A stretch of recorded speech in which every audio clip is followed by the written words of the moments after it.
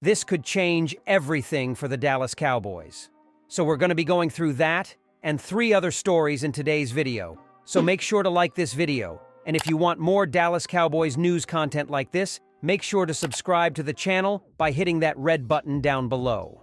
The first story is how the Dallas Cowboys could snag Los Angeles Chargers star running back Austin Ekeler in free agency next month.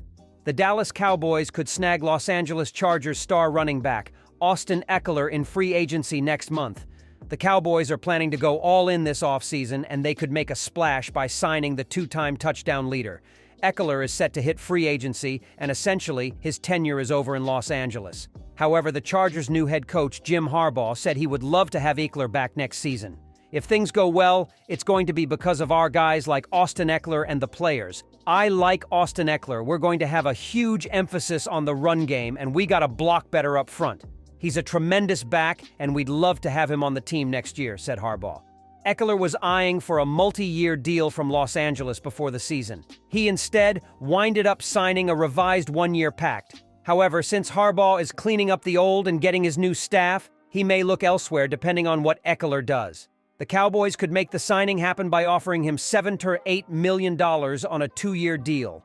It wouldn't be large money, as Dallas still plans to use the NFL draft to find their next franchise running back.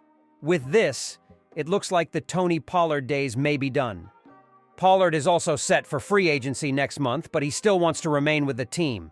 However, Ekeler made it seem like he played in his final regular season game with the Chargers. The truth is, once Ekeler hits free agency, he's going to be one of the top available running backs. The market is going to be competitive, and he could receive a huge payday on a new team. Ekeler has options on the table, but so does Dallas.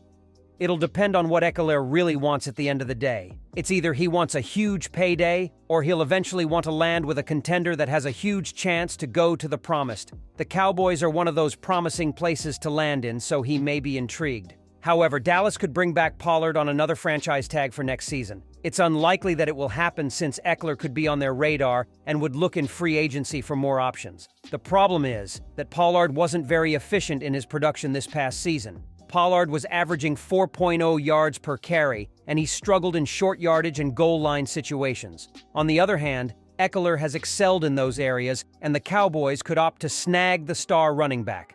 There's still a variety of options for Dallas for the free agency, like Derrick Henry, Saquon Barkley, Josh Jacobs, and DeAndre Swift. In 2023, Ekeler ran for just 628 yards on 179 carries with 5 rushing touchdowns and 52 receptions for 436 receiving yards. He led back-to-back seasons in 2021 and 2022 in NFL touchdowns, but has never been named to a Pro Bowl. Controversy was beginning, and Ekeler wasn't pleased with the NFL. Also, despite that, he never got the large contract extension he wanted after talks shut down in April. It looks like it was time for a change for Ekeler. Under the new spotlight, he could finally get more touches and a better contract with America's team. Among those in Las Vegas this week, taking in the Super Bowl festivities, are a handful of Dallas Cowboys who have been making the rounds with the media availabilities, including wide receiver Brandon Cooks and cornerback Stephon Gilmore, with the latter taking in his final guaranteed weeks with the team before hitting free agency in March. The two reflected on the season's abrupt end in 2023 after the Super Wildcard loss to the Green Bay Packers, as Gilmore echoed the feelings that were felt even immediately after the game, and how falling short of expectations still hurts with the Super Bowl set to kick off this weekend. You never want to lose in the playoffs, especially against a team that you thought you could handle, Gilmore said on the ticket on Friday. Despite the loss, Gilmore sees an opportunity for the Cowboys to still make a run in 2024, and he was open about wanting to be a part of it ahead of free agency discussion. "For sure, I want to be back," Gilmore told the fan. "I for sure think we have the pieces to get to where we want to be, and I want to be a part of that. March is when free agency starts, so hopefully we can get something done. I want to run it back with B. Cooks and all of these guys, have the opportunity to play with Bland another year, and Trevon coming back off the ACL." The Cowboys enter an important offseason, one that Jerry Jones made headlines for a couple of weeks ago when he said they would not build it for the future by going all in on what they have. The second story is Dallas Cowboys Dak Prescott may become highest paid QB on new Dallas contract.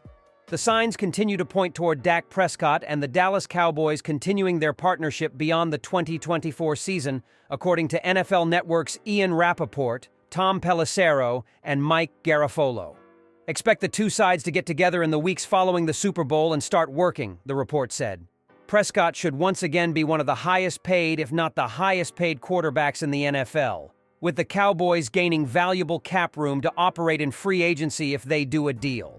Some fans will bristle at the idea of Prescott getting an extension that averages $50+ million on the heels of the Cowboys' lackluster effort in the NFC wildcard round. Prescott's 403 yards and 3 touchdowns are deceiving because the bulk of that output came after the game was already out of reach. The trouble for Dallas is that it doesn't have much other choice but to sign the 3-time Pro Bowler to a new market-level contract. Prescott carries a salary cap hit of $59.5 million in 2024, which is the second highest in the league. Lowering that number is imperative and places a level of urgency on striking a bargain. From Prescott's side, there's little reason to give the Cowboys a hometown discount when he'd have plenty of suitors in the event he becomes a free agent. He was the runner-up for MVP in 2023 after leading the league in touchdown passes, 36, and QBR 72.7.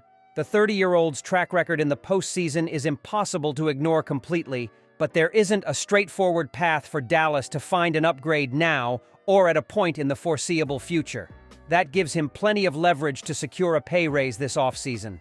The Cowboys have enjoyed 4 years of cheap labor out of center Tyler Biadasz, who started nearly every game from 2021-2023 and has gone to a Pro Bowl along the way. With his rookie contract expiring, Biadasz is one of the bigger names among Dallas's free agents in 2024 and presents a significant issue for the team's offseason. Despite being just a 4th-round pick in 2020, the Wisconsin product came to Dallas with high expectations.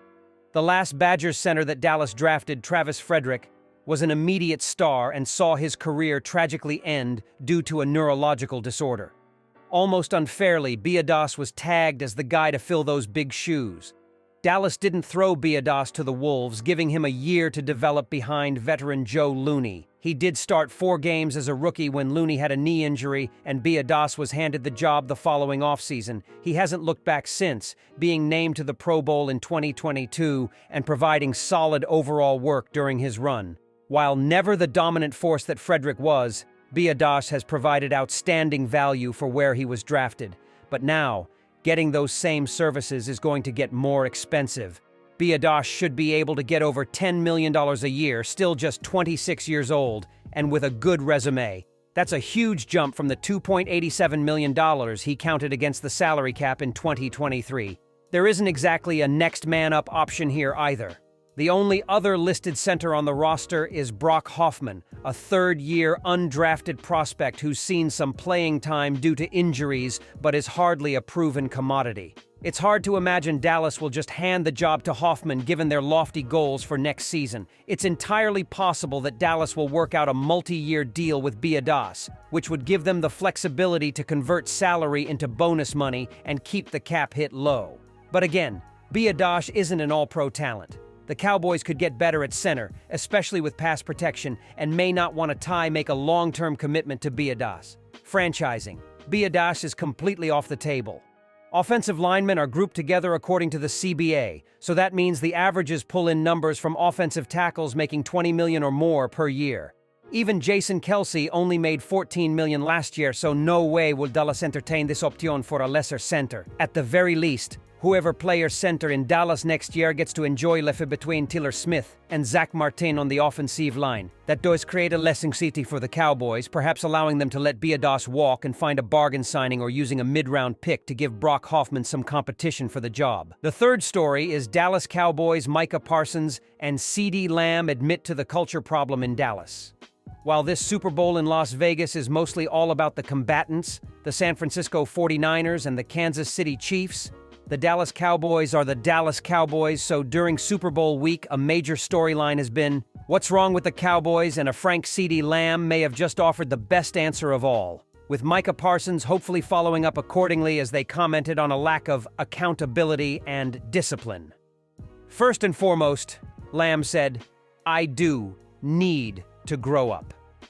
There are plenty of ways for me to handle different situations, said the All-Pro receiver via Parsons' The Edge podcast. Me being mad is not one of the answers. I know this. I just feel like that's contagious. I can be more of a leader. I can be more vocal. If I'm going to take this label as being a leader, there's times where I have to get out of my shell, get out of my comfort zone. Interestingly, Parsons chimed in, "We need to have way more accountability. I just think we let things slide too often because we know we're good. That's all about me. I want to change the culture. I want to change the identity of what the Cowboys are." Good call, but All-Pro defender Micah added, "Cut the extra stuff out. I just want people to lock in for 22 weeks. 7 months can change your life."